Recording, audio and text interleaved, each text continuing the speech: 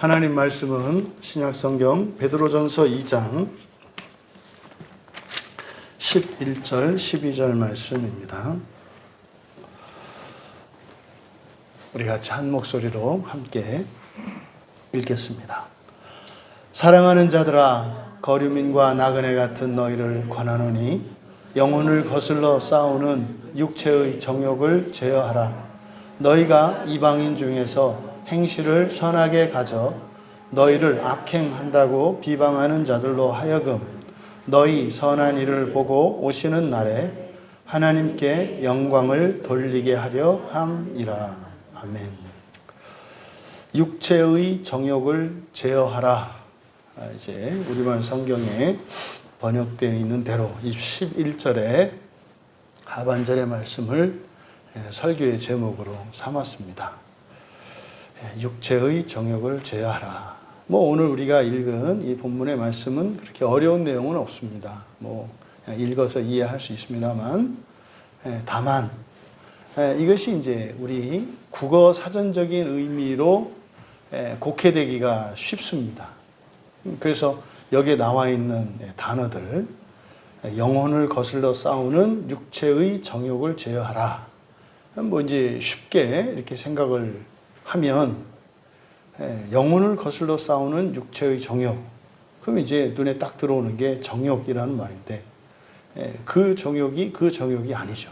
여기서는 또 이방인이라는 말, 신약 성경에 나오는 모든 이방인이라는 단어는 민족들로 이해해라 그랬지 않습니까? 그래서 신약 성경을 보실 때 또 구약 성경을 보실 때 이방인이라고 하는 말이 나오면 이것을 민족들로 여러분들이 바꿔서 이해하시고, 또 여기에 행실이라고 나와 있는데 이 행실은 그냥 우리들의 일반 도덕적인 행실, 일상의 행실을 의미하지 않습니다. 이 행실은 신앙인들의 행실이에요. 신앙생활을 말하는 겁니다. 신앙생활. 그리고 선하게 가져 너희를 악행한다고 비방하는 자들로 하여금 너희 선한 일을 보고 오시는 날에, 여기서 보고 오신다. 이제 이것은 마지막 때 심판 때를 상징하는 거겠죠. 그래서 대략 이제 오늘 본문의 말씀은 주로 여기에 사용된 단어들의 이제 원어적인 의미를 드러냄으로써 우리말 성경의 한계, 그리고 오해되기 쉬운 부분들을 설명하는 식으로 설교를 하겠습니다. 그럼 먼저 11절에 사랑하는 자들아, 이것은 굉장히 독특한, 그리고 성경에서 이렇게 많이 사용하지 않는 표현입니다. 사랑하는 자들아. 여러분들이 여기서 베드로 사도가 사랑하는 자들아, 누구에게 하고 있습니까? 고향 떠나고 집 떠나서 지금 떠돌이 생활을 하고 있는, 게 바로 뒤에 나오는 거류민과 나그네 같은 너희, 이런 거죠. 이제 여러분들 중에 이제 자녀를 군대에 보내놓은 아들을 군대에 가 있어. 이제 그 아들을 생각해. 그리고 이제 막 결혼한 딸, 시집살이를 하고 있는 딸, 그런 자녀들을 둔 부모의 마음이랄까요? 이런 거겠죠. 그래서 사랑하는 자들아라고 했을 때 이거는 그냥 노래 가사, 유행가 가사에 나오는 사랑하는 자들아, 이것이 아니라 여기에는 만감이 다 녹아있는 말입니다. 그래서 그리움, 또 염려, 안타까움, 측근히 여기는 답답함, 또 이런 부당하고 악한 현실에 대한 울분, 이런 것들이 다 들어있죠. 왜? 이들이 헤어지고 싶어서 헤어진 것도 아니고 누가 원해서 그런 사람도 없습니다.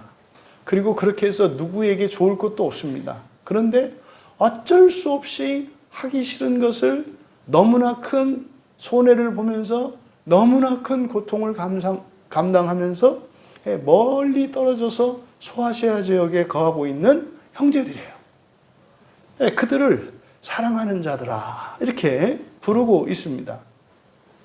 여기서 사랑하는 자들아, 이제 이참에 한번 좀 정리를 해봤는데, 이제 특별히 베드로 사도가 이 말씀을 많이 합니다. 여기서 그리고 뒤에 4장 12절에서 그리고 베드로 후서 3장 1절과 또 14절에서 그리고 8절에서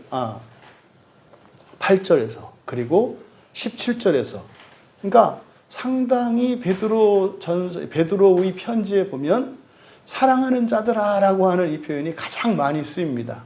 그러니까 지금 편지를 쓰고 있는 베드로의 마음을 우리가 알 수 있어요. 그러니까 이렇게 여기에는 그들의 딱한 처지, 우리들의 이 비참한 현실, 안타까운 이런 현실, 그보다 더욱 중요한 것은 지금 이 편지에 담겨 있는 하나님의 말씀, 이 생명의 말씀이 온전히 전달되기를 바라는 간절한 마음이 있어요. 왜요? 절대적으로 하나님의 위로와 은혜가 필요한 사람들이고, 이 하나님의 말씀과 하나님의 위로와 그 은혜가 아니고서는 현실을 감당할 수 없는 그런 한계 상황에 있는 것 같은 형제 자매들이에요. 그들을 향해서 쓰는 편지이기 때문에 사랑하는 자들아 라고 하는 이 말이 베드로의 편지에는 많이 나타난다. 근데 그 내용을 잠깐 살펴보면은 4장 12절에서는 시험을 이상히 여기지 마라. 시험을 이상히 여기지 마라. 그러니까 착실하게 열심히 신실하게 신앙생활하고 하나님 말씀대로 살아가는데 이런 시험이 와요. 시험이 오는 게 뭡니까? 도대체 부당한 것 같고 알 수 없는 어렵고 힘든 일들이 생긴다 이 말이에요. 시험을 이상히 여기지 마라. 베드로후서 3장 1절에서는 너희의 진실한 마음을 상기하라. 여러분들이 예수 그리스도를 믿었을 때 여러분들의 소망은 이 세상에서 영원한 그 하나님 나라, 영광스러운 하나님 나라에 여러분의 소망의 닻이 내려졌습니다. 우리가 이 땅에 살고 있지만 그리스도를 말미암아서 우리가 닻을 내린 것은 바로 그 하나님의 나라입니다. 그거죠. 우리가 예수님을 믿고 일상생활 속에서 많은 분주함 속에서도 이렇게 날짜와 시간과 장소를 구별하여 교회에 나오고 또 하나님의 말씀을 읽고 또 설교를 듣고 기도하면서 하나님의 은혜를 간절히 구하면서 살아가는 이유, 그게 뭡니까? 우리의 소망이 그의 나라에 있기 때문에 이것을 진실한 마음이라고 이야기한 거예요. 진실한 마음을 생각해내라, 상기해라. 그리고 베드로후서 3장 8절에서는 이게 이제 종말에 대한 지옥에 대한 암시죠. 죽게는 하루가 천년 같고 천년이 하루 같다. 이건 뭡니까? 주님의 심판에 대비하라는 거죠. 그래서 베드로후서 3장 14절에서는 흠도 없이 점도 없이 주님 앞에 서기를 힘쓰라. 어떻게? 평강으로, 평안한 마음으로. 뭡니까? 나 지옥에 가야 되는데 이거 없이, 그러니까 마지막 주님 앞에 서는 그 날을 위해서 힘쓰며 살아가라. 그리고 끝으로 3장 17절에 베드로후서 3장 17절에 또 다시 한번 미혹에 빠져서 떨어지지 않게 삼가라. 그러니까 전부 사랑하는 자들아 라고 하는 이 부름 뒤에 나오는 이야기들이 굉장히 중요한 내용들입니다. 근데 이것은 베드로 사도만 그런 게 아니죠. 바울 사도도 고린도 교회에 4번 사랑하는 자들아 이렇게 말씀을 하거든요. 그래서 고린도전서 10장 14절에서 우상 숭배를 피하라 그래요. 사랑하는 자들아 우상 숭배를 피하라. 그러니까 이거는요, 이 사랑하는 자들아라고 하는 이 말씀 뒤에 나오는 것은 절대적인 말씀이고 절대로 넘으면 안 되는 거예요. 그리고 반드시 해야 되는 거예요. 또 고린도전서 15장 58절에서 견고하여 흔들리지 마라. 고린도전서는 부활에 관한 장이잖아요. 견고하여 흔들리지 마라. 어떤 것에도 부활을 양보하지 마라. 그 무엇으로도 부활의 시간을 늦추지 마라. 헛되지 않다. 그렇게 살아가는 게 헛되지 않다. 사랑하는 자들아. 또 고린도후서 7장 1절에서는 하나님을 두려워하면서 육체와 영혼의 더러운 것에서 자신을 깨끗이 하자 그래요. 하나님을 두려워하면서 육체와 정신에, 육체와 영혼의 이 더러운 것에서 자신을 깨끗이 하자. 또 끝으로 고린도 후서 12장 19절에서 이러한 권면과 이렇게 설득하고 설명하는 이런 것이 막 핑계대고 이런 게 아니라 또 내 입장을 이렇게 변명하려고 하는 게 아니라 너희 덕을 세우기 위한 것이다. 이렇게 고린도 교회에 말씀을 합니다. 그리고 빌립보 교회에도 두 번 얘기를 합니다. 빌립보 교회에 빌립보서 2장 12절에 항상 순종하여 두렵고 떨림으로 너희 구원을 이루어가라. 이게 지금 여러분들은 느끼시죠? 이게 다 뭐에 대한 이야기예요? 첫째 부활에 대한 얘기예요. 첫째 부활에 대한 얘기. 그리고 빌립보서 4장 1절에서 주 안에 서라. 이게 뭐예요? 이게 지옥에 가지 않고 바로 낙원으로 가서 첫째 부활에 참여할 수 있는 것에 대해서 말씀한 거죠. 또 히브리서에 딱 한 번 쓰이는데, 히브리서 하면은 여러분들이 6장을 생각해라. 뭐 다 중요합니다만, 왜요? 히브리서 6장 1절과 2절은 굉장히 구원에 관한 이 구원의 교리를, 중요한 구원에 관한 교리를 기록해 놓은 게 히브리서 6장 1절과 2절인데, 이게 번역이 오역되어 있다. 그래서 지금 우리가 주보에서 주일마다 읽는 게 바로 히브리서 6장 1절, 2절이란 말이에요. 그 6장 9절에 보면 바로 너희에게는 구원에 더 좋은 것들이 있다. 이게 더 좋은 구원이에요. 너희들에게는, 그러니까 사람들이 알고 있는, 그래서 지난 주일 설교 주제가 구원이 다 똑같은 게 아니다 그랬잖아요. 그래서 구원에서 이 히브리서에서는 비교급으로 나온다고요. 더 좋은 구원, 더 좋은 부활에 대해서 이야기를 해요. 여러분, 왜 우리가 예수님을 믿고 또 예수님을 믿는 사람 가운데 왜 열심을 내서 또 하나님의 말씀을 따라 살지 못하는 것 때문에 괴로워하고, 때로는 그것 때문에 죄책감에 빠지기도 하고, 때로는 우리가 불순종을 하지만 즉시 그것을 회개하기 위해서 은혜를 구하며 이렇게 불편한 것 같은 그런 삶을 왜 살아요? 더 좋은 구원을 위해서, 구원의 더 좋은 것을 위해서. 상이 있고요. 지옥과는 상관이 없는, 그래서 첫째 부활로 나타내는 그 최고의 영광스러운 구원을 위해서 그렇게 살아가는 거죠. 또 예수님의 동생인 야고보도 3번 사랑하는 자들아 이렇게 말씀을 합니다. 그래서 야고보서 1장 16절에 속지 말라 그래요. 사랑하는 자들아 속지 말라. 속지 마라. 거짓 교사들이 있다. 속지 마라. 또 1장 19절에서 듣는 것과 말하는 것에 대해서, 듣는 것은 속히 듣고 말하는 것은 더디해라. 그러니까요, 이 말이 굉장히 중요한 의미를 갖거든요. 야고보서에서. 그래서 말하는 것과 듣는 것에 대해서. 그리고 2장 5절에, 야고보서 2장 5절에 들어라. 제발 좀 사랑하는 형제라 들어라. 근데 들으라는 내용이 뭐예요? 믿음으로 부유하게 하시고 약속하신 나라. 그 나라를 받게 하셨다.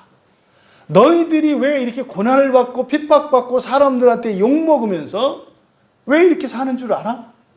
바로 하나님께서 약속하신 그 나라의 유업 때문이야. 이게 하나님의 나라죠. 전부 첫째 부활에 대한 이야기들이에요. 이 사랑하는 자들아 라고 하신 이 성경 구절들은. 또 요한 1서에서도 사랑하는 자들아, 여기서 이제 6번 쓰입니다.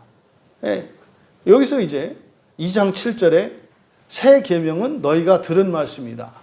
뭐 이거 새로운 말 아니고, 그러니까 무슨 말이냐면 예수님한테 다 들었던 말씀이다 이 말이에요. 내가 너희들에게 전하는데 이거 처음 내게 전하는 게 아니야. 이미 예수님께서 다 하셨던 말씀이야. 그리고 이미 다른 사도들이 다 했던 이야기들이야. 이거는 분명한 기독교 복음 진리야. 이거죠. 그러니까 왜 사도님만 요한 사도만 왜 이런 얘기를 하세요? 이러지 말라는 거예요. 여러분, 요한 사도가 이제 사도들의 마지막이란 말이에요. 그러면 그 몇십 년 사이에 이미 복음이 오염된 걸 알 수 있어요. 몇십 년 사이에. 그러니까 그 복음의 핵심은 부활이잖아요. 부활에 대한, 그리고 첫째 부활에 대한, 영생에 대한, 그리고 사람이 신이 되는 이 이야기가 몇십 년 사이에 많은 교회에서 잦아들고 있었어요. 그래서 요한 사도가 쓰는 편지를 쓰면서도 이 이야기를 마치 처음 듣는 것처럼, 내가 처음 하는 것처럼 하지 마라. 이게 사실 제가 말씀드리는 거죠. 이거 제가 처음 하는 거 아니고요. 제가 만들어내는 것도 아니고요. 이미 2000년 전에 예수님이 하셨던 말씀이고, 사도들이 했던 말씀이고, 교부들도 했던 말씀이고, 했던 말씀이에요. 제가 뭐 새롭게 하는 거 하나도 없어요. 뭐 요거죠.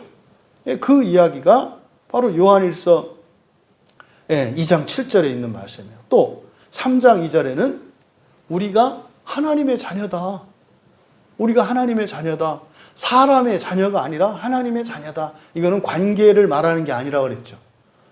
예수님이 이것 때문에 십자가에 못 박혀 죽으셨다니까요. 사람의 자녀라고 하는 이게, 바리새인과 서기관들이 예수님을 하나님의 아들이라고 했다고 십자가에 못 박아 죽였다고요. 근데요, 지금 이 시대에 똑같이 일어나요.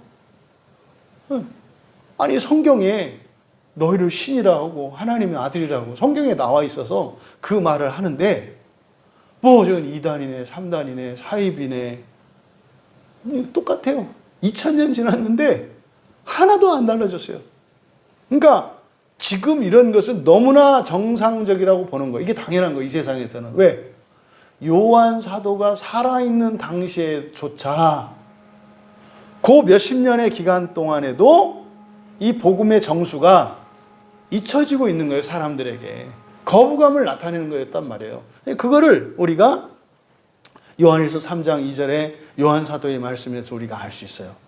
또 요한일서 3장 21절에서는 우리 마음에 책망받을 게 없어야 한다 그래요.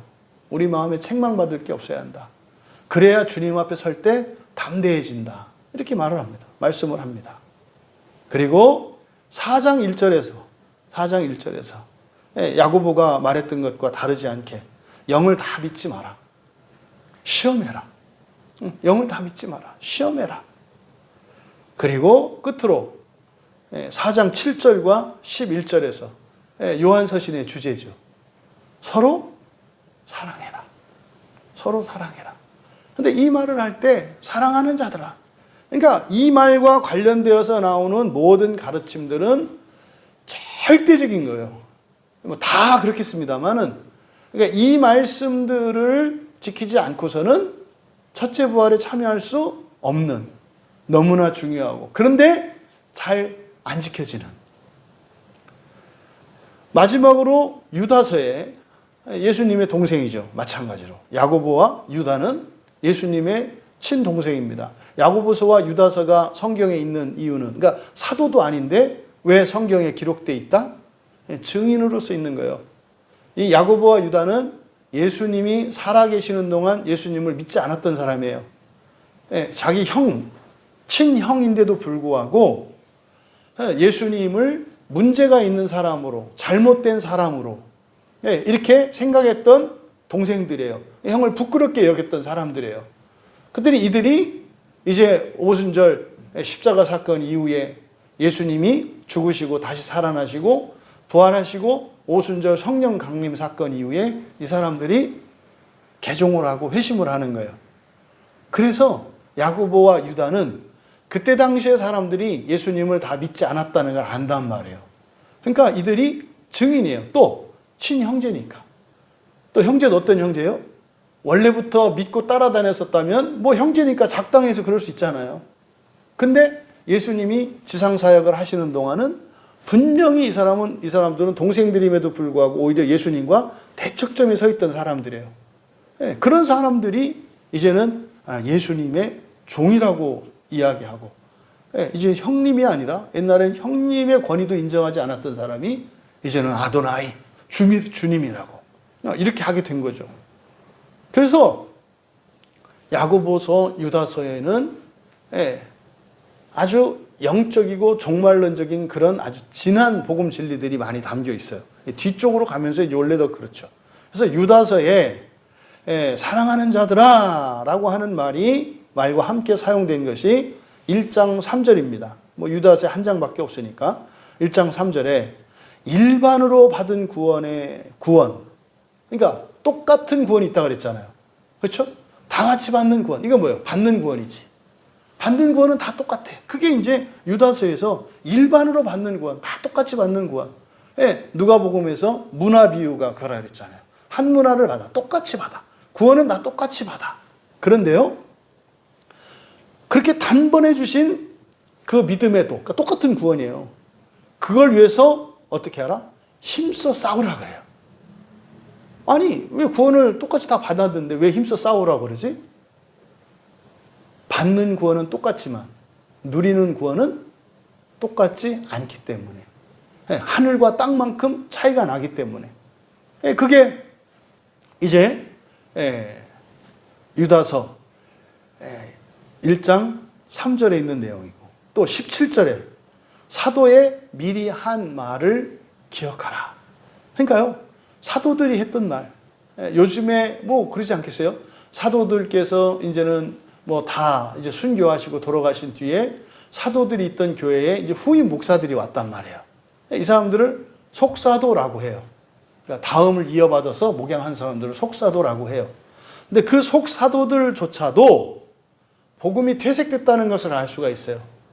아까 요한 사도의 편지에서도 나타났습니다만 유다의 편지에서도 나타나요. 그러니까 지금 사도들의 뒤를 이은 속사도들, 그러니까 지금 후임 그 목사님들의 그 가르침을 그대로 따르지 말고 뭐 해라? 그들의 이전에 있던 사도들께서 가르쳤던 말. 이거는 그 복음이에요. 하나님의 아들에 관한, 부활에 관한, 하나님 나라에 관한 지금 뭐 우리 교회에서 굉장히 중요하게 강조하고 하는 그거예요. 오직 성경에는 다른 거 없다. 뭐 이런 거죠. 그래서 미리 한 말을 기억하라. 또 20절에 성령 안에서 기도하면서 너희의 거룩한 믿음으로 자신을 건축하라. 에베소서에서 우리의 반석 되시는 예수 그리스도 위에서 우리가 지어가는 거라고 그랬잖아요. 똑같은 말씀이죠. 이게 성경에 나와 있는 사랑하는 자들아라고 하는 이 혹격이거든요. 이렇게 부르는 거예요. 그러니까 수신자들에게 사랑하는 자들아라고 부른 이후에 그것과 함께 사용된 얘기들은 굉장히 종말론적인 그런 말씀들, 교훈들이 담겨 있다는 거. 그러니까요. 여기서도 마찬가지로 사랑하는 자들아. 그러니까 여기 있는 내용이 어떤 내용이에요? 종말론적인 내용이고요. 첫째 부활과 관련되어 있는 내용이에요. 그러니까 베드로전서 자체가 그랬다 그랬잖아요. 그래서 너희가 누구냐? 거류민과 나그네 같다. 그냥 대충 생각하시면 안 돼요. 거류민과 나그네 같다고 하는 것이 무슨 말인지. 여기서 거류민과 나그네 같은 너희. 이게 지금 이 너희는 누굽니까? 부활의 소망을 가지고 살아가는 신자예요. 모든 신자가 아니에요. 그렇게 하면 안 된다고요. 그러니까 그냥 교회 다니는 모든 사람, 물론 그들에게 가르쳐주는 의미도 있어요. 너희는 이런 거야 라고. 너희는 이런 거야. 그런데요. 목표가 하나님 나라가 아닌 사람들에게 너희들은 거류민과 나그네 같은 사람이야 라고 했을 때 부인하죠. 부인한다고요. 그래서 지금 여기에서 너희라고 하는 것은 그죠. 지옥에는 절대로 안 가고 조금도 지옥 근처에도 얼씬하지 않고 그냥 사는 동안 겪는 고생으로 지옥을 대신하고 죽음과 함께 완전한 그 하나님의 나라 낙원에 들어가서 그리고 장차 하나님 나라가 이 땅에 임할 때 첫째 부활로 들어가기를 원하는 너희예요. 그러면 그런 사람들의 정체성이 무엇이냐? 거류민과 나그네 같다 그랬어요. 거류민, 이게 무슨 말이냐면요. 가까이라고 하는 파라와 집을 의미하는 오이코스가 합쳤어요. 그래서 파로이코스, 파라와 오이코스, 모음과 모음이 만나니까 알파가 사라져요. 그래서 파로이코스라는 말이에요. 그래서 이 파로이코스는 집 근처에, 집 가까이에 이런 뜻이에요. 그러니까 이때 거류민이라고 하는 것은 집은 아니야. 근데 집 근처에 있는 것을 말하는 거예요. 이 거류민은. 그러니까 이게 뭐겠어요? 예수님이 하나님 나라가 어떻게 했다? 가까이 왔다 그랬잖아요. 가까이 왔다. 그러니까 여기서 거류민이 의미하는 바는 뭐예요? 너희들은 지금 너희들이 들어갈 그 하나님 나라의 그 집이 가까이 있다는 것을 늘 생각하면서 살아가는 사람들, 이런 뜻이에요. 그러니까 지금 소아시아에 흩어져 있지만 이 사람들은 고향을 떠나왔다고 생각하는 게 아니라 이 사람들은 예루살렘에 있을 때나 로마에 있을 때나 또 지금 소아시아에 흩어져 살 때나 이 사람들은 늘 어떻게 살아요? 하나님의 집 가까이에서 살고 있다는 생각을 한다 이 말이에요. 이거를 지금 거류민이라고 한 거예요. 그 다음에 나그네라고 했잖아요. 이 나그네라고 하는 것은 낯선 곳에 있는 외국인이라는 뜻이에요. 낯선 곳에 있는 외국인. 외국인도 뭐 예를 들어서 우리나라에 와서 뭐 아예 정착해가지고 5년, 10년 사는 이런 사람들을 말하는 게 아니에요. 여기서 말하는 나그네는. 그러니까 마치 처음 한국에 온 거예요. 처음 한국에 와서 뭐 지리도 모르고 화폐도 모르고 뭐 아무것도 몰라. 이게 여기서 말하는 나그네예요. 그러니까 거류민이라는 말과 나그네라고 하는 이 말은 굉장히 다른 개념이에요. 그러니까요, 완전히 낯설고 낯설은 곳에서 이방인으로 사는데 이 사람은 외로운 게 아니죠. 왜요? 바로 집 옆에 있으니까. 집 옆에 있으니까. 그러니까 언제든지 내가 들어갈 집이 있는 거죠. 네, 언제든지 손만 뻗고 언제든지 아버지라고 외치면, 형님 이렇게 외치면 당장이라도 집에서 누가 나와서 날 도와줄 거죠. 하지만 그 전까지는 뭐 이 고립무원의 상태.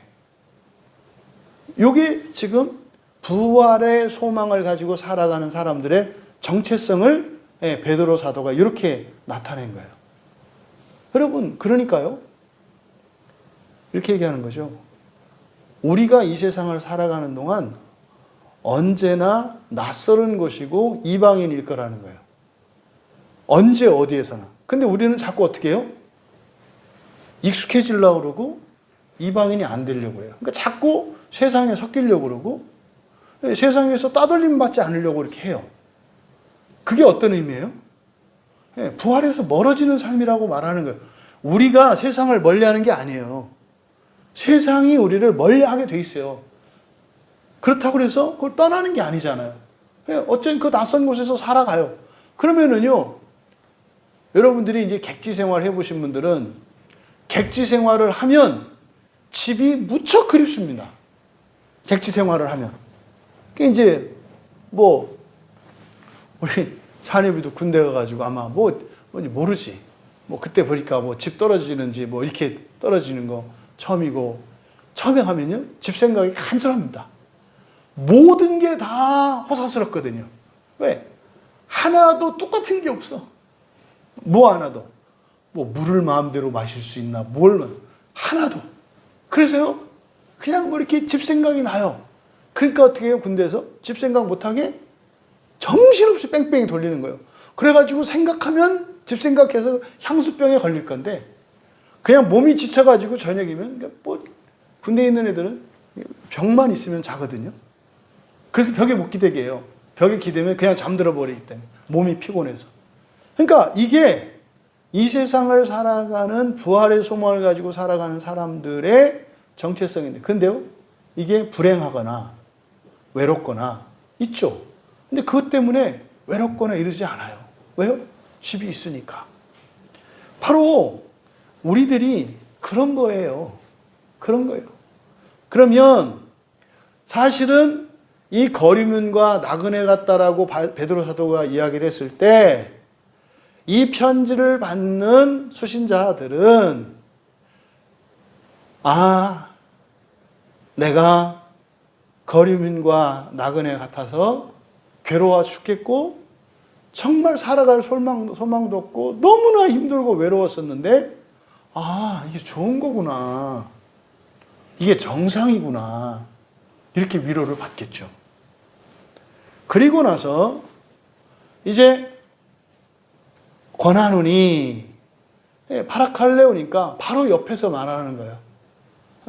이 편지를 듣고 그러면 이들은 베드로의 얼굴도 떠올릴 거고 함께 했던 추억들을 떠올릴 거예요. 이렇게. 그러는 거예요. 바로 옆에서 내가 너희들에게 말한다. 이게 권한다라고 번역한 말이 이 말이에요. 바로 옆에서 내 곁에서 지금 내가 말한다. 영혼을 거슬러 싸우는 육체의 정욕을 제어하라. 여기서 하고자 하는 말은 그거죠. 육체의 정욕을 제어하라는 거예요. 그럼 그 육체의 정욕을 제어해야 되는 이유가 뭔가? 그 육체의 정욕이라는 게 영혼을 거슬러 싸우기 때문에 그래요. 그러면 여기서 육체의 정욕이라는 게 무슨 말인가? 여기서 육체의 정욕이라고 번역되어 있는데, 이제 뭐 여러분들은 우리가 마음 공부할 때 이미 이제 공부를 하셨었기 때문에 뭐 여러분들은 뭐 이미 눈치를 다 챘겠죠. 여기서 정욕이라는 말이 어떤 정념이나 이런 걸 말하는 게 아니죠. 이거는 열심이에요. 에피투미아를 말하는 거거든요. 그러니까 여기서 육체의 정욕이라고 하는 이 정욕이 뭐냐면요. 이 세상에서는 높이 사는 거예요. 이게 열정이라고요. 열망이라고요. 열심이라고요. 왜 그렇게 직장 생활을 그렇게 뭐 열심도 없고 적극성도 없고 왜 이래? 그렇잖아요. 근데요, 뭐 다른 사람보다 일찍 출근하죠. 뭐 일을 할 때 뭐 즉각적으로 일어나죠. 그래서 막 빨리빨리 막 일을 막 해치우죠. 그리고 나서 갈 때는 또 맨 나중에 막 뒷정리까지 다 하고 뭐 그렇게 하고 막 나가죠. 그러니까 막 이 살아있는 횟감 같잖아요. 사람이 이렇게 팔팔 뛰잖아요. 팔팔 이렇게 뛰잖아. 그런 반면에 어떤 사람은요, 많은도 간신히 출근했네 이렇게다가 이제 또 떠나가네. 그러니까 하는 일들 하나가 뭐 이런 거죠. 완전히 대조되지 않아요? 이때 여기서 말하는 정욕이라는 게 에피투미아가 그 열심이에요. 그 열심이라고요. 목표를 세워가지고 목표를 향해서 막 나아가는. 그러니까 이 정욕이 그런 어떤 이런 게 아니에요. 근데요, 그 앞에 이 열심 앞에 육체, 사르코스요, 사르키코스. 그러니까 육체적인 열심 이런 거예요. 육체적인 열정, 육체적인 열망, 뭐 이런 거죠. 그것을 제어하라. 여기서 제어하라고 할 때 제어하다라는 말은 아포와 에코. 아포는 뭐뭐로부터 이렇게 분리전치사고 에코는 가지고 있다 이 말이에요. 그러니까 이렇게요. 아포하고 에코니까 거리를 두라 이 말이에요. 떼놓으라 이 말이에요. 없애라가 아니에요. 이거 없어지는 게 아니에요. 어떻게 이렇게 사람이 열심히 없으면 어떻게 돼요? 아무것도 안 해요. 여러분이 오늘 교회 나온 것도 열심이죠. 열심히 해요. 여러분들이 오늘 낮에 여러분의 일상을 지키셨다면 그것도 열심히 있기 때문에 가능한 거예요. 열심히 없으면요, 일상이 무너지는 거예요. 하던 일도 못하는 거예요. 이런저런 환경의 변화나 사정이 생기면 안 해요. 열심히 없으면. 그러니까 열심히 있어야 어떤 시험과 환란이 왔을 때 그걸 극복하고 뛰어넘죠. 왜요? 종말론적으로는 그게 지옥을 대신하기 때문이고요. 현재적으로는 여러분의 운명과 팔자를 바꾸기 때문에 그래요. 방해한다니까요. 반드시. 일상을 살아가지 못하도록 이런 방해가 와요. 그럴 때 어떻게 해야 돼요? 열심히 필요해요. 그러니까 열심은 나쁜 게 아니에요. 그러니까 어떤 일에 열심을 내느냐에 따라서 이게 바뀌는 거잖아요. 근데 여기서 그래서 바로 사르키코스, 사륵스의 파생어죠. 그러니까 육신에 속한, 육신적인, 육체적인 뭐 이런 거죠.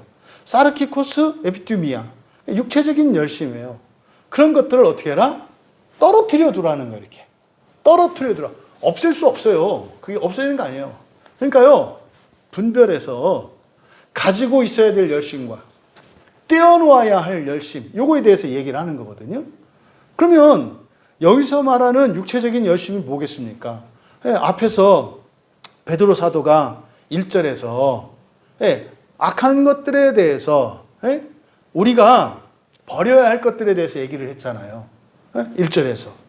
그러니까 뭐 모든 악독, 모든 기만, 외식, 시기, 모든 비방하는 말, 이런 것들은 우리가 제거해야 되는 거예요. 근데 이런 것도 다 뭐에 속해요? 열심에 속해요. 여러분, 열심히 있는 사람이 시기예요. 열심히 있는 사람이 도끼를 가져요. 열심히 있는 사람이 사기치고 속이고 또 다른 사람 험담도 하고 그래요. 그거 없는 사람들은요, 뭐 다른 사람이 잘 되든 못 되든 뭐 시기할 필요도 없고 샘낼 필요도 없고 내비쳐 두는 거죠. 그러니까 이미 1절에서 이 버려야 하는 것들에 대해서 말씀하셨는데 바로 이런 것들을 사람들이 행하는 근본적인 원인이 뭐예요? 여기서 말하는 육체의 정욕이에요. 이게 바로 그런 것들을 만들어내는 거예요. 그런 거. 그러니까 여기서 멀리해라. 멀리해라. 떨어뜨려라. 육체의 정욕을. 그때 우리가 멀리해야 되는 게 뭔가? 이거는요, 여러분이 다 갖고 있는 거예요. 다 갖고 있는 거. 갖고 있는 정도가 아니라 자랑 삼는 거예요. 사실 그것 때문에 여러분들이 인정받는 거예요. 사람들에게. 그걸 내려놓는 게 문제가 아니라 그걸 내려놓게 되면 여러분은 어떤 사람이 돼요? 여러분이 그것 때문에 받았던 인정과 그 모든 게 평판이 다 사라져요. 그거 내려놓으면 편하죠, 뭐. 근데 그게 문제가 아니라 그러면 어떻게 돼요? 여러분의 이미지가 완전히 구겨진다고요. 그러면요, 불안해요. 나 이거 그만두면은 아무것도 아닌가? 뭐 이런 거죠. 남성들이나 뭐 특히 가장들 중에 남성들이 평생을 이렇게 이제 직장 생활을 했던 사람들이 정년퇴임을 이제 딱 받아두면 그 어마어마한 그 두려움이 듭니다. 왜냐하면 용도 폐기해서 이제 용도가 끝났으니까 이제 폐기 처분 당하는 것처럼 느껴요. 자기가 할 일도 없죠. 그럼 집에서도 나를 찬밥 신세하는 거 아닌가? 나를 무시하는 거 아닌가? 그러면은 어디 가서도 예전에는 어깨에 힘주고 명함을 딱 내밀었었는데 이제는 모임도 나가는 게 위축되고 두려워진단 말이죠. 이런 거예요, 이런 거. 여러분, 그러면 이 육체적인 정욕이라고 번역된 이게 뭐겠는가? 그러니까 열심은 열심인데 뭡니까?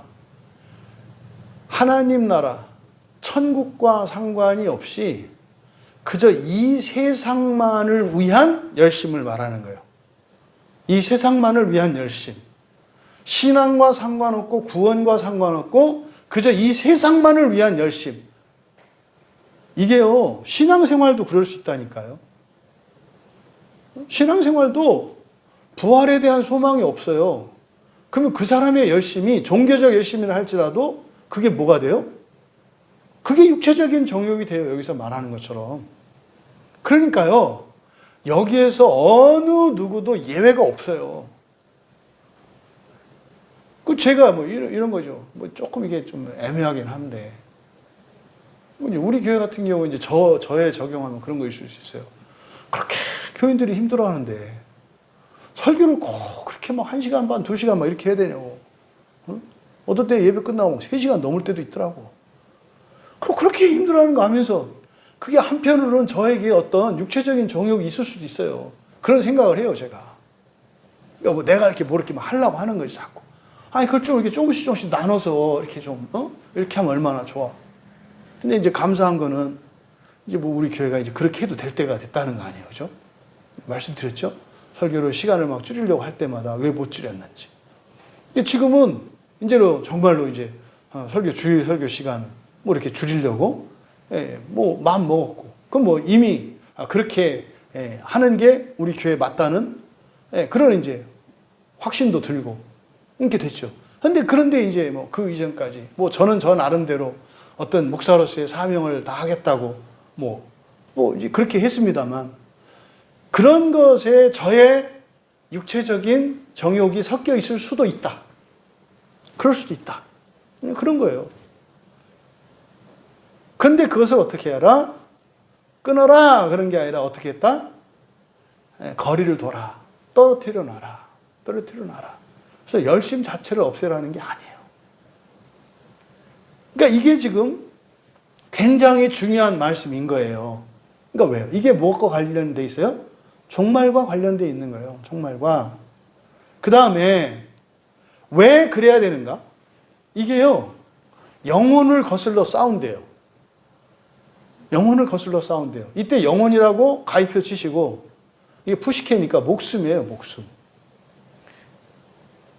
목숨을 거슬러 싸운대요. 가타니까 이 가타가 대적한다, 맞서다 이런 의미로도 쓰이거든요. 밑으로 파고 들어가는 거니까 이게 무너뜨리는 것도 돼요. 그래서 우리의 목숨에 해를 끼친다 이 말이에요.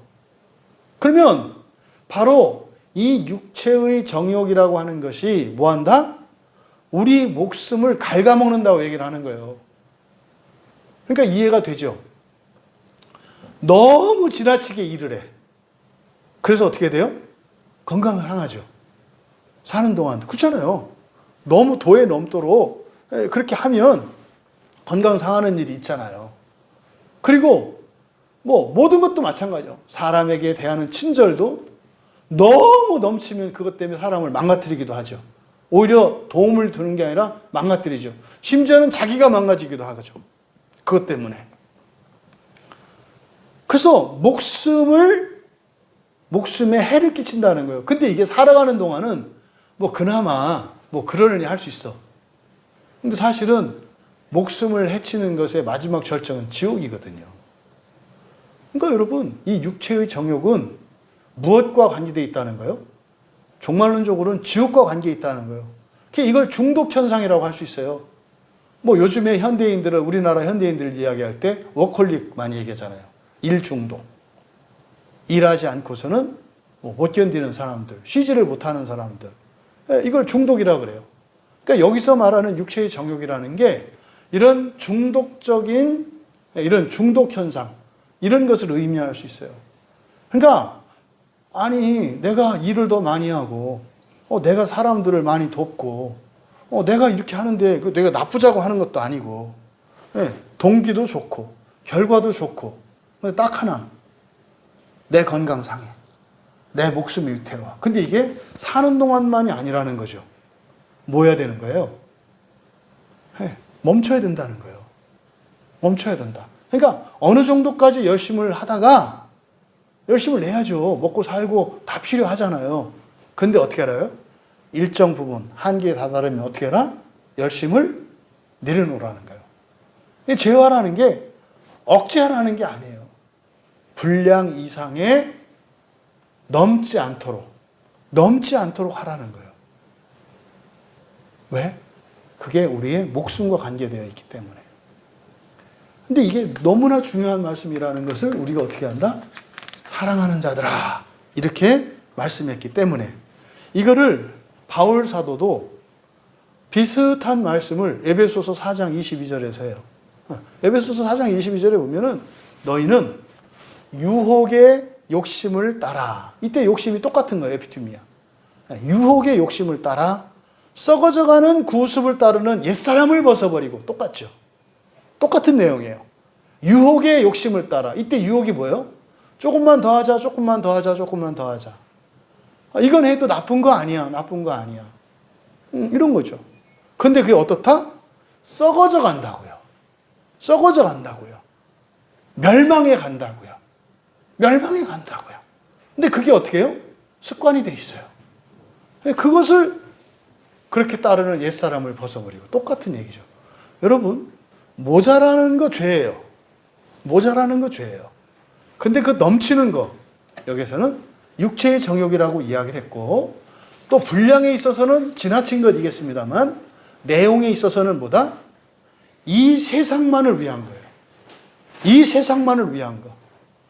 썩어져가는 죄, 영원하지 않은 거.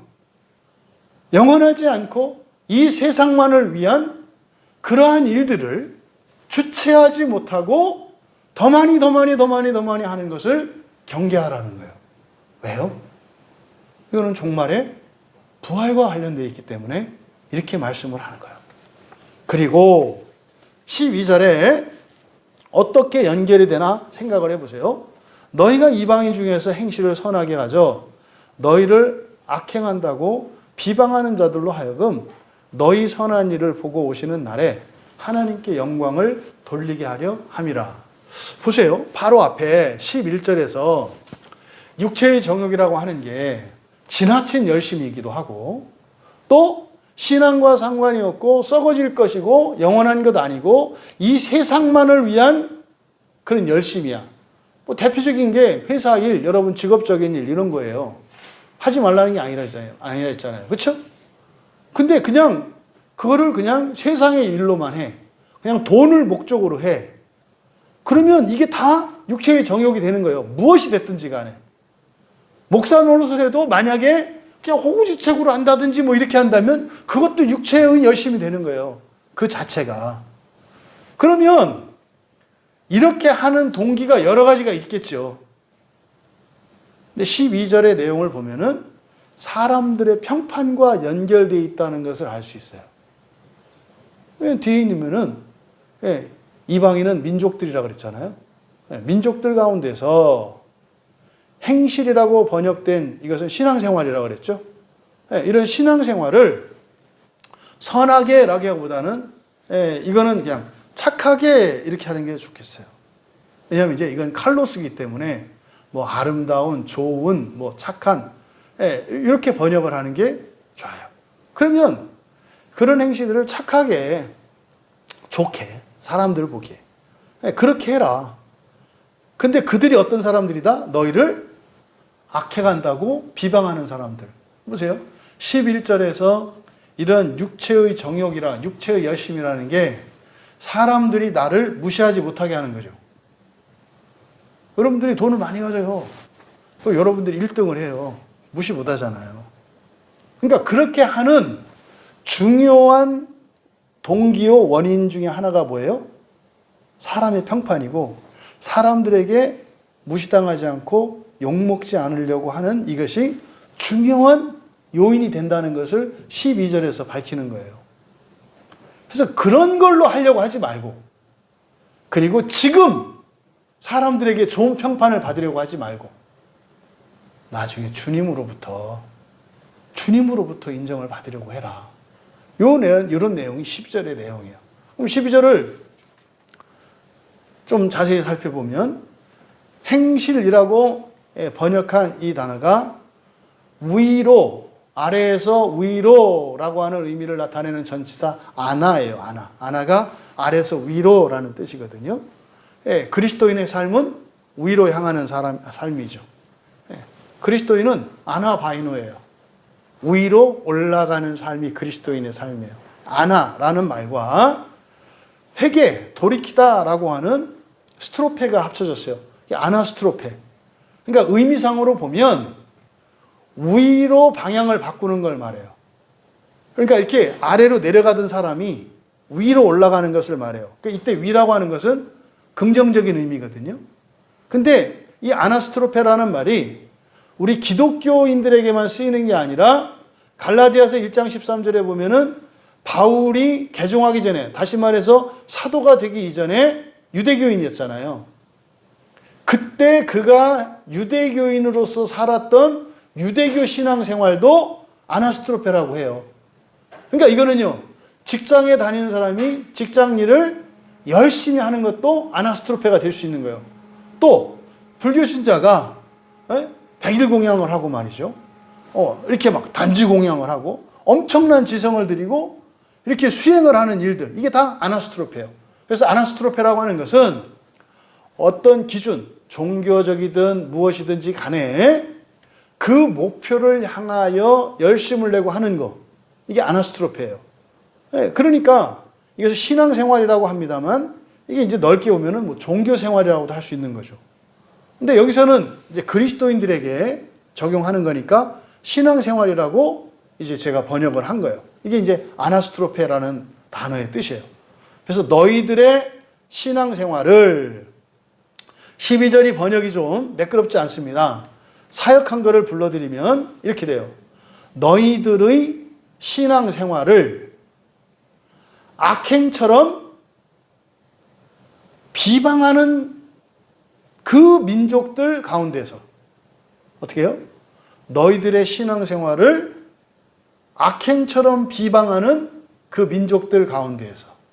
그러니까 교회 다니고 예수 믿는다는 것 자체를 뭐 밥 먹을 때 이렇게 기도하고 내가 교회 다닌다고 이야기하면은 벌레 보듯 한다 이 말이에요. 이게 지금 민족들의 특징으로 얘기를 하는 거예요. 그래서 너희들의 신앙생활을 나쁜 것처럼 코로나 때 이런 일이 있었잖아요. 교회 다니는 사람들은 이 바이러스 확산의 주범 이런 게 있었잖아요. 교회 예배 드리러 가면은 바이러스 보급받으러 가는 줄 알잖아. 교회 가서 코로나 바이러스 받아갖고 사회에 퍼뜨리려고 하는 것처럼 그런 따가운 말도 안 되는 시선이 있었어요. 코로나 당시에. 그 여파로 지금도 교회에 대한 어떤 부정적인 인식들이나 이런 게 많이 있죠. 원래 그렇다는 거예요. 그러니까 너희들의 신앙생활을 악행처럼 나쁜 일을 하는 것처럼 비방하는 그 민족들 가운데서 너희가 착하게 하면, 너희가 착하게 살면, 뭐 이런 거 있죠. 너희가 착하게 하면, 뭐를? 신앙인으로서의 삶이에요. 이게 무슨 종교 생활만 말하는 게 아니라 그리스도인으로서 착하게 하면 그들이 감찰의 날에 하나님을 영화롭게 할 것이다. 여기서 보고라고 번역되어 있잖아요. 이때 본다라고 하는 게 감독이에요. 감독. 그러니까 감찰, 감독 뭐 이런 거거든요. 그러니까 이거는 그 심판의 때를 말하는 거예요. 그러니까 하나님이 심판하시는 날에 이거를 어떻게 해요? 심판이라고 하지 않고 보러 오신다 그랬어요. 보러 오신다는 거. 그러니까 심판의 개념이 아니라 보러 오셨대. 뭘 보러 왔어요? 그 착한 일한 거, 착하게 사는 거. 그거 보러 오신다는 거예요. 그게 요한계시록에서 상 주러 오신다는 것과 같은 말이죠. 그거 보러 오신다는 거예요. 그거. 그러면 그때 그들이 그날에 그 감찰의 날에 하나님을 영화롭게 할 것이다. 그러니까 여기서 말씀하고자 하는 것은 12절에 있는 내용은 그런 거예요. 사람들은 기독교인의 신앙생활을 악한 일이라고 생각한단 말이에요.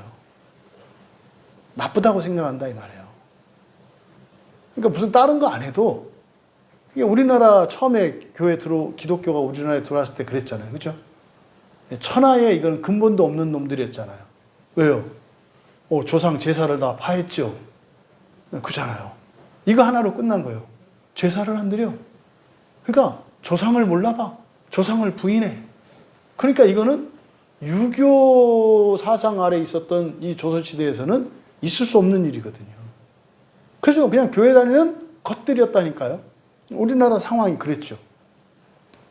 그래서 사람들은 이런 기독교인의 신앙생활을 나쁜 거라고, 악한 일을 하는 거라고 말한다는 거예요. 그래도 그런 사람들과 함께 살면서, 그들 안에서 사니까 함께 사는 거예요. 함께 살면서 어떻게 살아라? 착하게 살아라. 여러분, 나를 모욕 주고 욕하고 비방하고 이렇게 거짓말로 나를 음해하고 이런 사람들하고 살아가는데 그 사람들과 착하게 살아가는 게 가능해요? 착한 건 관두고 그 자리에 있는 것도 쉽지 않아요. 그 자리를 우리는 박차고 나올 수밖에 없어요. 근데 어떻게 해라? 떠나라가 아니라 그래서 버텨라도 아니고 어떻게 살아라? 착하게 살래요. 이게 쉬운 얘기가 아니에요. 그냥 좋은 얘기다 이러면은 이렇게 들을 수 있습니다만 이게 여러분 얘기라고 생각을 해보라고요. 여러분과 같이 일하는 사람도 여러분을 따돌리고 여러분은 잘못도 안 했는데 다른 사람이 잘못했는데 뻔히 다 아는데 그걸 나한테 뒤집어 씌워. 그런데 나는 그냥 좋게 착하게 살라고요? 그랬더니 어떻게 돼요? 완전히 물로 보고 더 심해지잖아요. 근데 그렇게 살라는 거예요. 근데요, 그렇게 살아가야 되는 이유가 뭐다? 주님이 보러 오시는 날이 있대요. 그때 그 사람들이 어떻게 한다? 지금 우리말 성경은 하나님께 영광을 돌린다 이렇게 아니에요. 하나님께가 아니에요. 하나님을예요. 하나님을 영화롭게 한다. 하나님을 영화롭게 한다. 이게 무슨 말일까요? 부모들이 이렇게 영광스러울 때가 언제일까요? 그러니까 부모들이 영광스러울 때. 자식이 잘 됐을 때죠. 그러니까 부모가 영광스러울 때는 자식이 잘 됐을 때예요.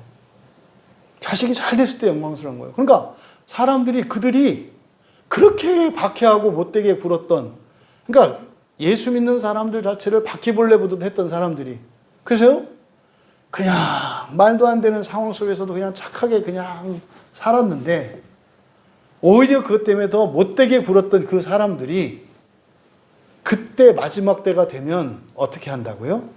하나님을 영화롭게 한대요. 그럼 어떻게 그런 일이 일어날까? 둘 중에 하나예요. 그 사람들이 회개하거나,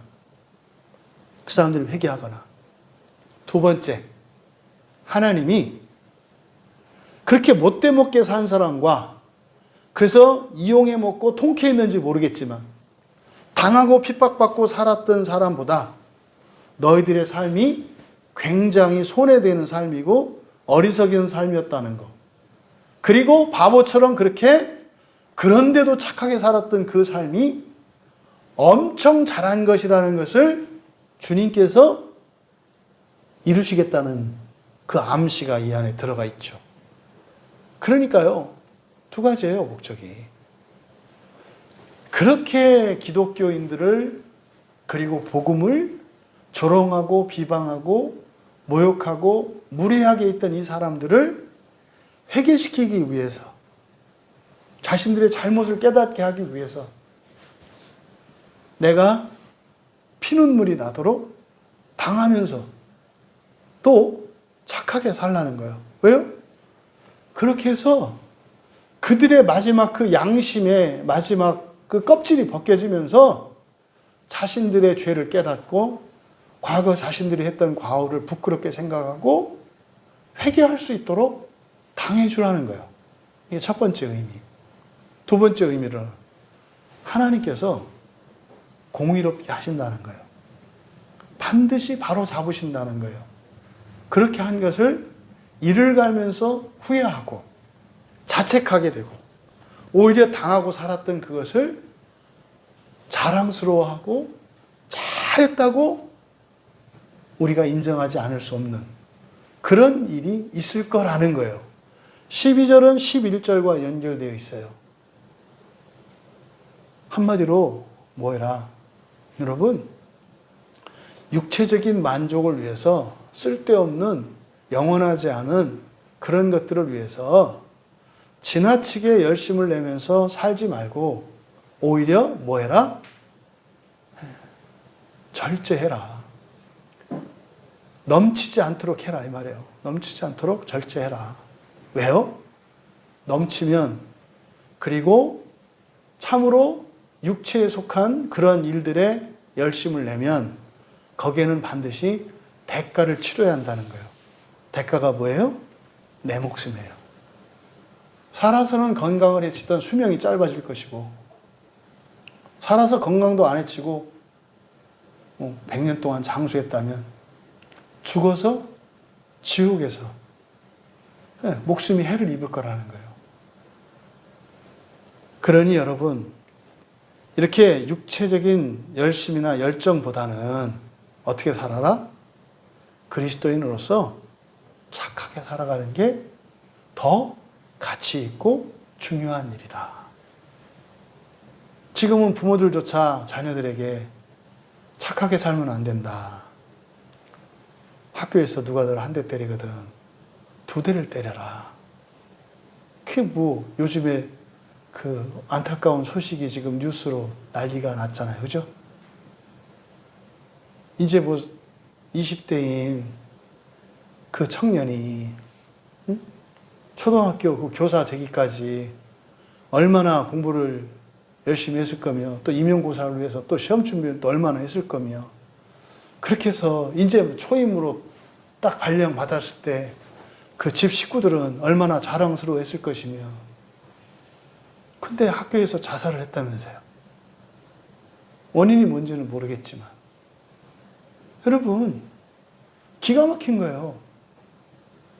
그 죄송한 얘기지만 차라리 결과적으로 보니까 차라리 내가 임용고사에 떨어지고 교사가 안 됐더라면, 그 학교에 안 갔더라면 그 청년이 최소한 학교에서 그 일로 목숨을 끊는 일은 없었을 거 아니에요. 여러분 잘 생각하셔야 돼요. 이 세상은 열심히 살라고 해요. 무슨 일이든지 열심히 하라 그래요. 근데 성경은 뭐라고 한다고요? 그것보다 더 중요한 게 뭐다? 착하게 살아라. 착하게 살아라. 그런데 착하게 사는 목적이 뭐예요? 이 세상이 아니라 하나님 나라를 위해서. 이 세상 때문에 착하게는 한계가 있어요. 그렇잖아요. 그렇게 살면 절대로 손해보지 않는다. 절대로 손해보지 않는다. 오히려 그것 때문에 너를 괴롭게 했던 사람들조차 너의 면류관이 되고 너의 열매가 될 거다. 네가 구원한 게 될 거니까. 그 사람들이 회개해서 하나님을 영화롭게 한다는 것은 뭐예요? 주님, 사실 내가 이 사람을 정말 그냥 욕하고 거짓말로 음해하고 무시하고 이랬었는데, 그런데도 한결같이 이 사람은 착하게 나를 대해서 이 위선자 속으로는 날 미워하겠지, 어디까지 하나 두고 보자, 이렇게 해서 정말 악질적으로 내가 대했는데 어느 날 깨닫게 됐어요. 내가 인간도 아니구나. 내가 왜 이러고 있나. 그래서 그때부터 내가 예수 믿게 됐어요. 이 사람 때문에 내가 예수님을 믿게 됐어요. 이런 거죠. 그럼 예수님이 면류관이에요. 여러분이 누군가를 전도하려고 해보세요. 그러니까 전도하는 방식이 두 가지 방식이라니까요. 여러분들이 섬기고 복음을 전하고 이렇게 해서 그들을 전도하는 방식이 있고, 또 하나는 뭐예요? 당해줘서. 당하면서도 착하게 대함으로써 스스로 자기의 죄가 얼마나 크고 악랄한지를 깨닫고 돌이키는 방식으로 또 전도하는 방식도 있는 거예요. 지금 여기서는 그걸 얘기를 하는 거죠. 열심보다 하나님 나라를 위해서 착하게 살아갈 수 있는 여러분 되시기 바랍니다. 두 번째로, 여러분들의 신앙생활에 대한 주변 사람들, 가족들의 평가가 박하고, 또 우리 교회 안에서 겪고 있는 지체들도 있잖아요. 잘못됐다고, 나쁘다고. 그렇게 말을 하더라도 여러분은 어떻게 해라? 그것과 상관없이 착하게 살아라. 착하게 살아라. 그럼 어떤 일이 일어난다?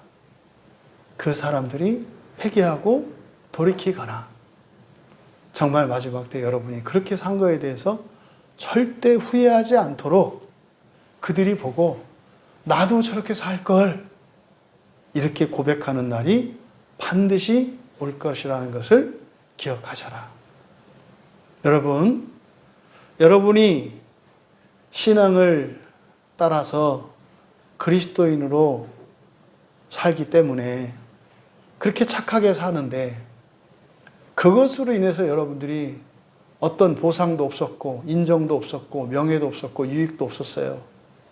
거기에 대해서 주님께서 여러분의 그런 수치를 다 씻어주시고 오히려 그것을 능가하는 더 큰 상으로 갚으실 것입니다. 그래서 사는 동안은 너무 힘들고 버젓이 살았고 불행했다라고 그렇게 생각할지 모르겠지만, 그것이 이 세상에서 영광스럽다고 자부할 만한 그 어떤 사람의 삶을 훨씬 능가하는 삶이었다는 것을 알게 되시는 날이 올 것이다. 여러분, 육체적인 열심을 제어하며 착하게 살아가시는 여러분들 되시기를, 그래서 여러분들을 통해서 예수 그리스도를 믿지 못하고 복음을 알지 못하는 이들이 여러분들을 통해서 회개하고 돌아온 일들이 계속 일어나기를, 또 여러분은 장차 주님께서 오셔서 여러분들의 수고와 여러분의 원통과 여러분의 그 아픔을 치유해 주시고 오히려 그것을 더 큰 상으로 갚아주시기 때문에 주님, 저에게 상이 과합니다, 이렇게 반드시 고백하게 될 것이라는 것을 기억하시고, 세상 사람들이 살아가는 삶의 방식과 세상의 정신이 아니라 오히려 그것을 역행하는 것 같은 부활의 승리자가 다 되시기를 주님의 이름으로 축원합니다. 우리 말씀을 생각하며 함께 기도할 때, 그러면 베드로 사도께서 말씀하시는 이 육체적인 열심, 내가 이렇게 제어해야 되는, 내가 조금 떼어놓아야 하는, 지나친, 넘치는 그런 육체적인 열심을 가지고 살아가는 일들이 무엇인지, 또 내가 그렇게 살고 있지는 않았는지, 여러분 개인적으로, 또 사회적으로, 가정적으로, 또 교회적으로 다시 한번 돌아보면서 그것보다 더 중요한 것이 착하게 사는 것이라는 것. 근데 그것을 방해하는 것이 사람들의 인정과 평판이라는 것. 이 말씀을 기억하시면서 주님 베드로 사도의 말씀과 같이 육체적인 열심이 아니라 영적인 열심으로, 육체적인 열심은 적당히, 하지만 영적인 열심에 있어서는 넘치도록, 그리고 어떤 경우에라도, 어떤 사람에게라도 항상 착하게 살기를 원합니다. 오실 주님의 위로와 그날의 승리를 믿으며 그렇게 살기 원합니다. 우리 같이 기도합니다.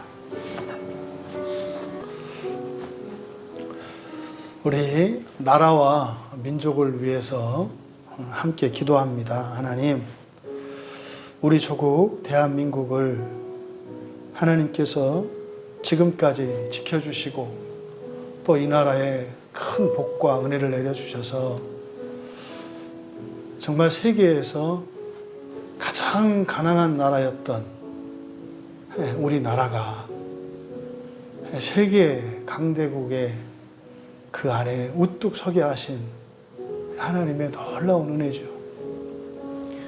하나님, 지금까지 이 나라를 지켜주시고 복 주셨던 것처럼 끝까지 이 나라를 지켜주십시오.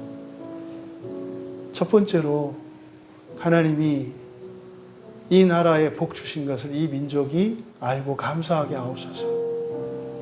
하나님의 은혜에 감사하게 하옵소서.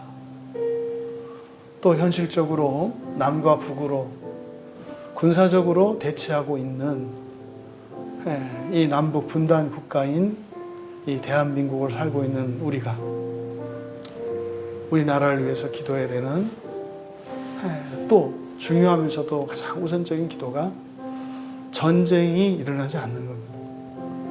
하나님, 이 나라에 어떤 일이 있어도 전쟁은 일어나지 않게 해주세요. 우리 국민이 하나님께 감사하고 회개함으로 정말 전쟁이 나지 않으면 안 되는 이런 상황은 없게 해주십시오. 어떤 경우에도 전쟁이 일어나지 않게 해주십시오. 또 우리나라 역사에, 그러니까 우리 대한민국 사람들이 가지고 있는 원죄가 있어요. 우리 민족의 원죄. 이스라엘에는 야곱의 원죄가 있듯이 우리 한민족이라 일컫는 우리 대한민국 이 민족의 원죄가 있어요. 그게 뭐냐면 차별과 분열입니다. 차별과 분열. 끊임없는 차별과 분열이 우리나라 역사에는 계속 있어 왔습니다. 지역과 지역으로 나뉘고, 학문으로 나뉘고, 당파로 나뉘고. 오늘날 보이는 이런 일들이 어제 오늘 일이 아니었어요. 어느 정도였어요? 외세가 침입하는데도 싸워요. 그래서 일본에게 먹히고, 중국에게 먹히고, 러시아에게 먹히고, 그런데도 싸워요. 이게 우리 민족의 원죄입니다. 지금 이 나라가 마약이 들끓고 북한에서 핵미사일을 쏴대는데 이 나라의 지도자라는 사람들이 말도 안 되는 사소한 것들을 가지고 죽기 살기로 싸워요. 우리나라 이 상황을 보면 구한말 상황하고 너무 비슷합니다. 우리나라가 주권을 잃어버렸던 상황이에요. 고종황제 당시에 너무 유사해요. 지금 일어나는 일들이. 탕과 놀이들이 들끓고 거짓말이 난무하고 보신주의와 저와 지 집밖에 모르는, 자기 집밖에 모르는 아주 이기적인 지도자들, 체면도 없고 부끄러운 것도 없고 염치도 모르는 그런 상황이 오늘날 지금 우리 한국 상황이에요. 하나님, 이 나라에 이런 말도 안 되는 일들이 일어나는 게 분열과 차별의 정신 때문에 그래요. 패가 아니면은요, 모든 거짓과 범죄도 정당화됩니다. 그걸 우리가 내로남불이라고 하잖아요. 우리 편은 뭐래도 괜찮아. 이거의 근본적인 원인이 분열과 차별이에요. 이게 마귀의 정신이거든요. 그러니까 이 나라에 이 원죄가 있어요. 이거는 우리 모두도 해당한다는 뜻이에요. 교회를 보세요. 교회도 이렇게 분열된 적이 없어요. 한국 교회가. 무슨 기독교를 대표한다는 이런 단체들 간에 또 나뉘고, 교단 간에 나뉘고, 교단 안에 있는 교회들도 나뉘고, 지역교회들도 나누고, 전도한다고 서로 머리끄댕이 잡고 싸우는, 이게 지금 우리 한국교회 현실이에요. 심각하지 않아요? 이 분열과 차별, 이 원죄의 문제입니다. 원죄는요, 우리가 회개하고 극복하면 우리 조상들까지 그 죄가 없어져요. 그러면은요, 그것 때문에 지옥에 있는 분들이 다 나와요. 하나님, 이 분열과 차별, 그리고 이 거짓의 문제, 그리고 사람을 소중히 여기지 않는 것, 사람의 인격을 소중히 않는 것. 학생들이 선생님 머리채를 잡아요. 아이를 바로잡으려고 그랬더니 학부모가 선생님을 고발해요. 학부모가 쫓아와서 애들 앞에서 선생님 따귀를 때려요. 인권 존중이 사상이 없어졌어요. 하나님, 이 나라를 불쌍히 여겨 주시옵소서. 이 나라를 구원해 주시옵소서. 특별히 시대적으로 나라를 위해서 기도해야 되는 게 마약 문제입니다, 여러분. 여기서 만약에 마약을 우리가 막지 못하잖아요? 우리 나라 망합니다. 남미에 있던 국가들이 다 잘 사는 나라들이었어요. 그 나라가 동남아 국가들이 우리보다 훨씬 잘 살았어요. 왜 망했는지 아세요?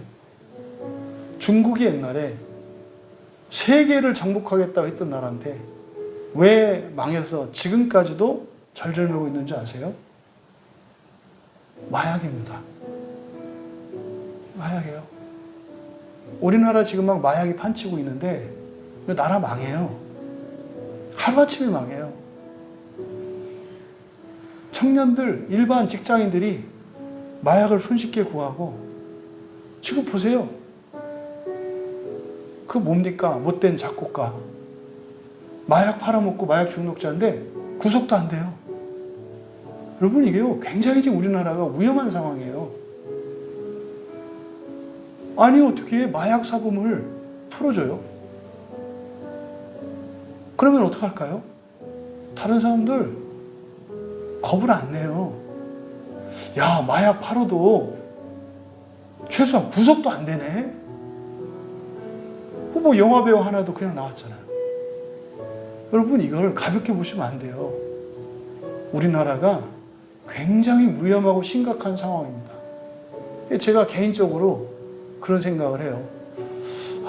검사였던 사람을 하나님이 대통령으로 세우신 이유가 이 나라를 살리시려고 한 번 더 기회를 주신 거구나. 그러니까 이런 범죄자들, 이런 마약 판매하는 사람들, 조직폭력배들, 이것만 이번 대통령 기간에 싹 다 정리할 수 있었으면 좋겠어요. 이 나라에 소망이 생겨요. 하나님, 이 나라에 범죄자들이 득실거리고 마약을 파는 사람들이 돈을 버는 이런 상황을 끝내주십시오. 이 사람들 다 붙잡혀서 처벌받고 갱생되게 하셔서 새로운 인생 살게 해주시고, 또 마약에 중독되어 있는 사람들, 하나님, 저들을 어떻게 합니까? 저들을 불쌍히 여겨주시고 마약에서 벗어날 수 있도록 도와주세요. 마약 중독, 범죄자, 특별히 조직폭력배들, 이런 사람들이 당당하고 떳떳하게 살 수 없는 그런 나라 되게 해주십시오. 기도해 주시고, 우리 조국교회를 위해서 기도할 때 하나님 한국교회가 연합하게 하옵소서, 화합하게 하옵소서, 그만 나뉘게 하옵소서, 그만 싸우게 하옵소서, 그만 서로 비난하고 욕하지 않게 하옵소서. 두 번째로 이 땅의 목사님들이 성경을 전하게 하옵소서, 성경 말씀을 전하게 하옵소서. 성경이 아닌 다른 것들로 교회 강단에서 선포되는 일이 없게 해주시고, 성경에 반하는 말을 하는 이들을 분별할 수 있는 성도들이 되게 해주시옵소서. 유명한 목사라는 사람이 교회 없애야 한다, 교회 모이지 말아야 한다, 온라인으로 예배드리고 이 교회 건물 없애야 한다, 이재철 목사님을 위해서 기도해 주세요. 그렇게 존경받고 많은 분들에게 선한 영향력을 끼쳤던 이재철 목사님이에요. 하나님, 이재철 목사님을 고쳐주시옵소서. 본인이 하고 있는 말이 성경과 다르다는 것을 깨닫게 해주시고, 본인은 선한 의도로 열심을 내어서 하고 있는데 그것이 얼마나 어리석고 하나님께 대적하는 것인지 이재철 목사님이 깨닫고 회개하고 대중 앞에서 내가 그동안 했던 말은 내가 정말 악한 영의 시였다, 내 진심이 아니었다, 여러분 그동안 내가 했던 말을 절대로 믿지 마라, 아니다, 이렇게 대중 앞에 회개할 수 있도록 성령께서 이재철 목사님을 다시 사용하여 주시고 복음으로 돌아올 수 있도록 특별히 기도해 주시고, 이 땅의 성도들을 위해서 기도할 때 분열과 차별, 거짓과 미움, 교인들만은 거기에 휩쓸리지 않게 하옵소서. 예수 안 믿는 사람들은 그 사람들도 그래야지 말아야 됩니다만, 최소한 그리스도인들만큼은 그런 개성 같은데 말려들면 안 되는 거예요. 그리스도인들만큼은 거기에 어느 편에 서서 이렇게 하면 안 돼요. 그리스도인들만큼은. 이 나라가 화목하고 연합할 수 있도록 기도하고, 오히려 오늘 말씀과 같이 불이익을 당하더라도 착하게 살면서 이 나라 회복을 위해서, 교회 회복을 위해서 애써야 되는 거죠. 우리 광야교회를 위해서 기도하실 때 특별히 다음 주 월요일에 매물도 신방을 갑니다. 주일 저녁에 가서 아침배로 들어갔다가 이제 오후에 월요일 날 나올 건데, 굉장히 여러 가지 열악하고 척박한 땅입니다. 매물도를 위해서 기도하실 때 거기 계시는 우리 박남현 집사님, 그리고 또 그 주민들과 교회, 매물도 교회가 있어요. 하나님, 그 매물도 교회에 주일 예배가 회복될 수 있도록 은혜를 내려주시옵소서. 그곳에 예배가 드려질 수 있도록 은혜를 내려주옵소서. 상황적으로 보면 하나님께서 천사를 보내셔서 하시는 것 같아요. 교회도 싹 고쳐놨죠. 또 보니까 박남현 집사님 가보니까 또 이미 거기 어떤 하나님이 전도의 마음을 주셔서 1년 전부터 와가지고 거기서 전도하고 씨 뿌리고 있던 어떤 여목사님도 거기 계시고, 또 그 동네 주민들 가운데에서 지금 뭐 우리 목요 모임에도 함께 참여하고 주일 예배에도 인터넷 예배에도 참여하겠다고 어쨌든 의사를 밝힌 분이, 그러니까 이렇게 준비된 분들이 있어요. 그러니까 하나님이 하신 거죠. 매물도를 정말 축복의 땅으로, 평화의 땅으로, 복음의 땅으로 바꿔주시옵소서. 또 그 일을 위해서 정말 전도자로 사명을 갖고 나간 박남현 집사님 건강 지켜주시고 그 사역 가운데 은혜를 주시도록, 또 스리랑카 이제 8월 9일부터 15일까지 방문하게 됩니다. 지금 사역들이 지금 거의 뭐 가는 날부터 아마 사역이 계속될 것 같아요. 그래서 뭐 목요일 오전 오후, 금요일 오전 오후, 토요일 뭐 오전 오후, 주일 오전 오후, 그래서 뭐 집회가 계속될 것 같아요. 게다가 현지에서 세례를 좀 주십사고 연락이 왔어요. 코로나 때문에 가지를 못했었기 때문에 그동안 그 청소년들, 이렇게 주님 영접했던 이런 청소년들이 있는데, 인원하고 이름하고 이제 아직 명단은 못 받았습니다만, 이번에 아마 스리랑카에 가서 세례를 베풀 것 같아요. 그러니까 스리랑카 사역 위에 하나님 모든 일정 가운데 순적히 이루어 주시옵소서.